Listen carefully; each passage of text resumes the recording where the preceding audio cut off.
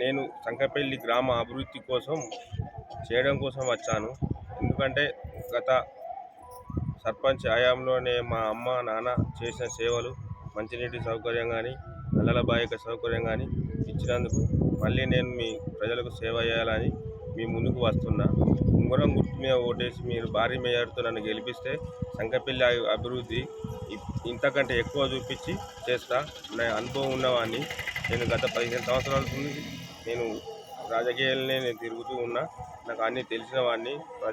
ప్రజలకు సత్సంబాలు ఎక్కువ ఉన్నాయి. నాకు బయట సుతం ఎక్కువ నాకు అందరు తెలిసిన వారు కాబట్టి నేను గ్రామాభివృద్ధి చేస్తా అని చెప్పని మీకు మాట ఇస్తున్నా. ఉంగరం గుర్తు మీద ఓటేసి మీ అమూల్యమైన ఓటు 11 తగినట్టు ఉంగరం గుర్తు మీద ఓటేసి నన్ను భారీ మెజార్టీతో గెలిపిస్తే నేను సంకపల్లిని అభివృద్ధి బాటలో చేసుకుంటా. యువతకు ఉపాధి కల్పిస్తా. 45 డబ్బులు తీసుకొస్తా. శ్మశాన వాటిక చేస్తా.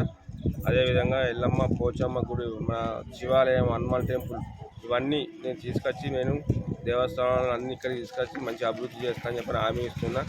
నన్ను మీరు భారీ ఉంగరం గుర్తు మీద ఓటేసి నన్ను భారీ మెజార్టీతో గిట్ట గెలిపిస్తే నేను అర్బన్ మండలంలో సంకపల్లిని ప్రత్యేక గ్రామంగా గుర్తించడానికి నా వంతు కృషి చేసి నేను 24 అవర్స్ మీ మధ్యలో ఉండి సేవ చేసుకుంటా.